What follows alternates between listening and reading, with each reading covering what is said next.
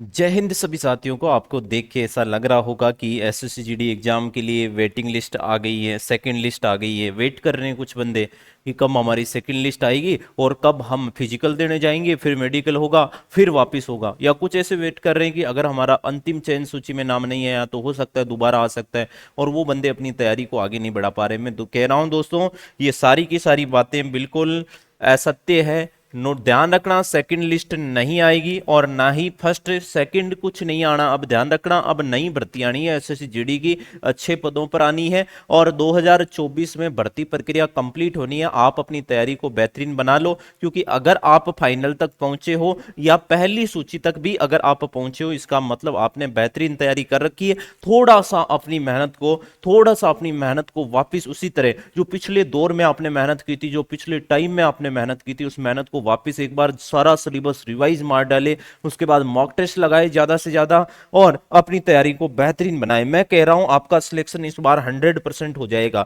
Thumbnail में मैंने main इसीलिए कहा क्योंकि अभी भी कुछ बंदे हैं जो आगे की तैयारी नहीं कर पा रहे हैं, एसएससी जीडी हो चाहे अदर एग्जाम किसी भी भर्ती परीक्षा की। अब आगे क्यों? क्योंकि उनको पता है, वो रोज यूट्यूब पर सर्च मारते हैं waiting list, SSC GD waiting list, और ये करते करते वेटिंग लिस्ट शब्द ही ट्रेंडिंग में आ गया है। ध्यान रखना। तो मैं कह रहा हूं दोस्तों, वेटिंग लिस्ट का इंतजार नहीं करें। अरे अगर आ गई तो बुरा ही क्या, अगर अपनी तैयारी को बेहतरीन बनाए आगे आप लोगों के लिए। और मैं कह रहा हूं, अगर आपने जीडी का पेपर निकाला है इतनी हाईएस्ट कट ऑफ के साथ, तो मैं कहता हूं मैथ का अगर आप चाहे तो एसएससी जीडी का पेपर दे लेना, चाहे सीएचएसएल का दे लेना, चाहे एमटीएस का दे लेना, चाहे सीपीओ का दे लेना। मैं कह रहा हूं सबका लेवल सेम है। इसका मतलब आपकी मैथ की तैयारी तो बहुत अच्छी हो रखी है। मैथ का लेवल हर भर्ती परीक्षा का सेम है, ध्यान रखना। मैथ के बाद में रीजनिंग, मैं कह रहा हूं 100 में से 100% श्योरिटी के साथ, अगर आपका रीजनिंग, भाई अगर आपने जीडी का पेपर निकाला है तो इन सभी भर्ती परीक्षाओं का रीजनिंग भी कंप्लीट है। Sir GK,